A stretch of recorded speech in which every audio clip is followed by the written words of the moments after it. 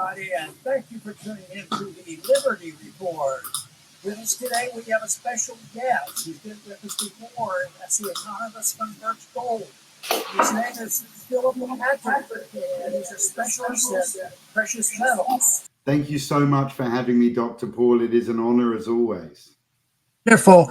You know, there's lots to talk about, and there's big news out there. And usually when there's big news in any area, gold responds. Sometimes it goes down sharply, sometimes it rises sharply. But, you know, we've been talking lately a lot about the president's health, and that is a big issue, and the unknowns associated with that. And then we had the attempted assassination. That is a big deal. But, you know, even before the attempted assassination and before we were, when we were talking about the health of the president, what we were doing, I thought, was it was sort of a distraction. We have a big problem. This is a political time. And they were talking about, you know, important things like who's going to be the candidate and what's their platform and all this. But sometimes I think that that can be a distraction, because when you look at the things that we're interested in, Philip, is, you know, like the gold standard, limited spending, cutting back, and not just talking about it, but doing it.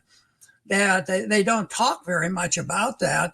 They talk about gold in a very limited fashion. It's not quite the way we talk about it, because we think somebody messed up this gold standard that we had years ago, but now we have a Fiat standard, and that keeps you and I and others interested in that, and the people at Birch Gold very, very busy thinking about the economics, thinking about the politics, and thinking about their investment. So today we're very happy to have you on to further our conversation about this. But I'll start off with one sort of an economic question. And that is the one thing that the Trump administration has talked about, and they're not bashful about it, so it's no secret, that they favor tariffs. And, you know, tariffs have not, they've had their ups and downs. I think when I first started looking at economics 30, 40, 50 years ago, both sides sort of criticize, you know, tariffs, but lately they become more popular. And but Trump has also said that he favors lower taxes. Of course, we'd support that, and that's very good. But the question I have for you, isn't there a little inconsistency there? Because can't we make the case that say that the tariffs are actually a tax on the people because it raises the prices? So in a way, it might be canceling out what they're trying to do, protect our businesses and our commercial activities here by excluding import. So do you see an inconsistency there, that they might do one good by lowering taxes at the time they're raising taxes, and I guess the market will make the decision on which way it's going to go? I mean, the answer is absolutely. And I think the tariffs that Trump has in mind is to try and address a trade imbalance between, of course, the US and China. And I think that conceptually makes sense. However, of course, tariffs tend to be retaliatory. And, you know, we are big importers, right? We import more from China than any other nation on earth.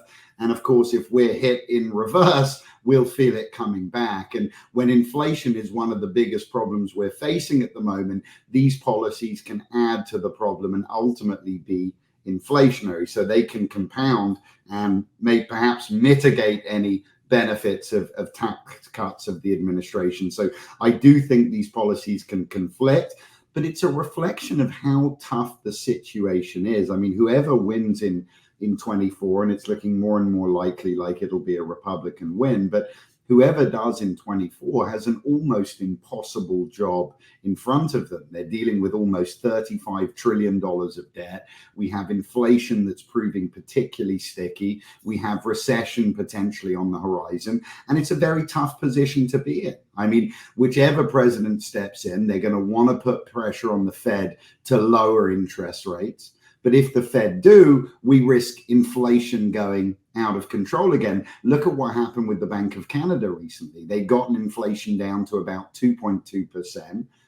the central bank said, hey, job's done, cut a quarter point. The next report came in at 3.8%. So things are fragile at the moment, and I think we're lacking in the tools to really iron out the problem shorter term.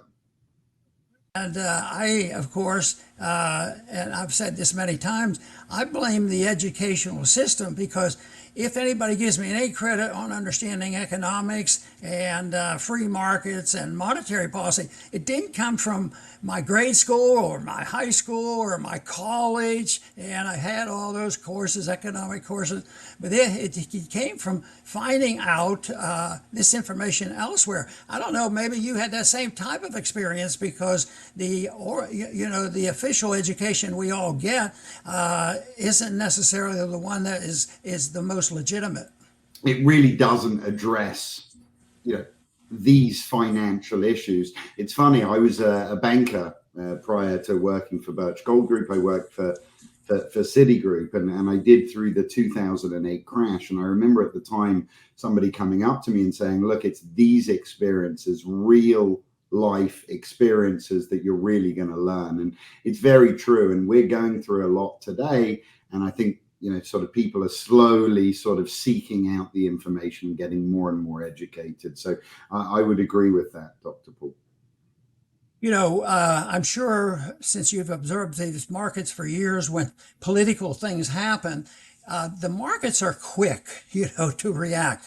Sometimes they're perfectly right, and sometimes they're preemptive, and they respond. And, if I remember when 9/11 hit, I was watching the business station, and all of a sudden the markets were closed within seconds. It didn't take long. So the markets are powerful tools, but they also can mislead people too. And if you combine that with an educational system that doesn't teach what sound money is all about, and why it's freedom that we need, and not just talk about balancing a budget. When I was in Washington, there were a lot of people who didn't disagree with my idea, of cutting spending, which I had promised I'd always vote to cut it. They would say, I wished I could be with you, but there's too many people in my district. They need and want these foundations. So it's not total ignorance. It's playing the political game, because in the short run, it satisfies people, to get a boost from the government. And that's why they go to government. And I think you probably agree pretty much with me that the big problem is shrinking the size of government, because it's universal. It's not just here. It's sort of around the world, because I guess since especially 1971, the world currency was a total fiat currency. So making predictions in 1971 on what it would lead to was no big chore. And yet, even when it's happened now, when I see gold, over $2,000, $2,500, it's still, wow, I can't believe this. And yet, in 1971, the predictions were made. This is what's going to happen if we have a currency like that. That's why I keep working on an issue that we need is currency reform. And I think this is also why both you and I and Birch Gold worked on what do we do about it if Ron Paul is pessimistic that you can't convert the people when you're there and cut a little spending here and there. What are you going to do? So I think that we have to find out how to protect ourselves, because I don't know where you come down on this, Philip, but this adjustment, I think the point you made about Canada, it's not over till it's over, and they make some moves. So we have some people say, and they act today, when can we start lowering these insurance rates? And they argue over 1/4% for years, as if they knew what was supposed to be right. So I think that is a big problem that we have on what to do, and to convince people that they have to do something. And I think that's what Birch Gold is interested in. How do average people, when they say, oh, it's too late. Silver, when I first started saving a silver, it was $1.29. But people would say, well, now, look, it's $30. You can't save anymore. Well, if you think that there's not going to be any more spending deficits and that they're going to continue to do this and print money, then it's still going to go up in dollar terms. But it's hard to adjust to, to it, because people who might have known 5 years ago or 10 years ago is what's going, but they weren't in a position where they could really make an investment. And I think that's one thing that Birch Gold tries to do, is try to help people who are looking ways to invest in gold. That's absolutely correct. And I think you summed up very well why people should be looking at gold. At the end of the day, we have a problem, and you sort of highlighted it. It's this cross between politics and economics. We've been suffering from politicians thinking short term, satisfying short term interests, and ultimately compounding the problem by creating a massive debt issue. This is why when we were on a gold standard, we didn't have the ability to do this. We didn't have the ability to spend money that we did not have gold to support. And since 1971, since we've been on a fiat currency, we've seen the value of the dollar dissipate over time. As you rightly point out, it was very predictable. In fact, when Nixon took us off the gold standard in the 70s, central bankers around the world came to the United States in delegations, and they said, look, if you do this, if you remove the dollar from the global, from the gold standard, what is going to prevent you from printing money and devaluing the dollar and affecting all of us? And I think it was John Connolly at the time that said something to the effect of, look, the US dollar is our currency, but it's your problem. But the reality is, in 1971, we had the power to do that. Nations had two choices: to like it or lump it. Well, the problem today is that the argument for the dollar as the global reserve is weakening, right? We're seeing significant devaluation escalated since the pandemic on the back of big money printing.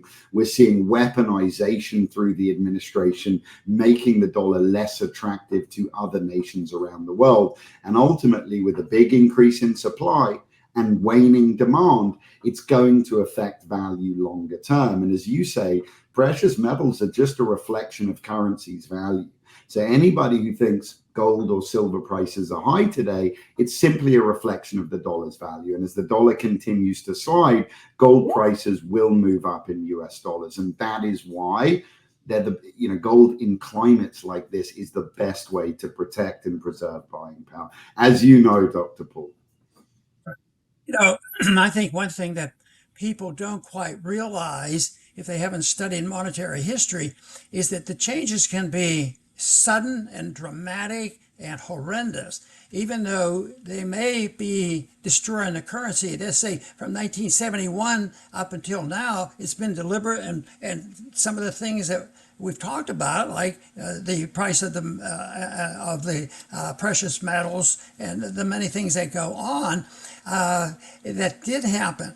But at the end, when the political system weakens, Germany would be an example, Zimbabwe, there's some things that are sudden, and it's amazing how it could become unraveled. If a reserve currency like the dollar has existed way beyond its quality, but since it was chosen or made, we in the States made that the reserve currency of the world, that meant we were able to build the bubbles bigger and bigger. But my idea, I think, in what was happening, because the bubbles are bigger and they're all over, that means they're more dangerous.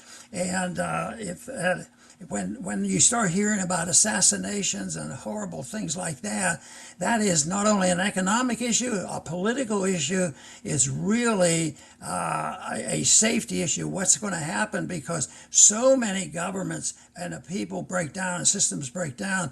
That's why it's so important to understand, and the motivation. And, Philip, the one thing I've said about those of us who have been involved, including you, is, we try to get the truth out about it, and we try to tell people what they can do. And I'm baffled why we don't do a better job. we have, I think, truth on our side about what we should do with monetary fund. We're talking about liberty. We're talking about the effort. When a country is free, the freer the country, the more prosperity and peace there is. You'd think that would be an easy sell. But the truth is, people are locked into it. They get addicted to it, and they keep thinking it's like another another drug, another alcohol. We just need it. We'll take it, and we'll worry about that later on. But I think when we get by with it, and we have the United States and the dollar. The whole system, Western civilization, has patched this together. That's why I fear that there will be bad times ahead. And for some people, it's already the case. They say, "Well, it's trouble is coming," but believe me, there's a lot of people in this country that have already suffered, and that's a real job, is trying to get some help to them to understand what are the other things that we can do. But once again. Philip, why don't you make a comment about what they can do and make a call to Birch Gold maybe to get a little bit of helpful advice? Of course. So I think, education, knowledge is so important, which is why shows like yours are so important.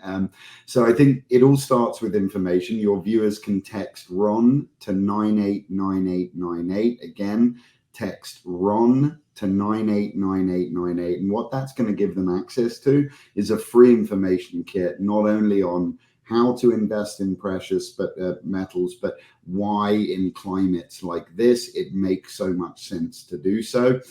It shows people how they can purchase physical precious metals with cash for direct delivery, or for those who want to protect portions of IRAs or 401ks tax deferred with physical metals. So again, it's text RON to 989898, and that'll get them access to free information. And in times like this, it's more important than any other time, certainly in my lifetime, I think, to get this information. I want to thank you very much for being with us today, and I'm sure we'll see you at another time doing this same program. But I do want to thank our viewers for tuning in today, and please return to the Liberty Report soon.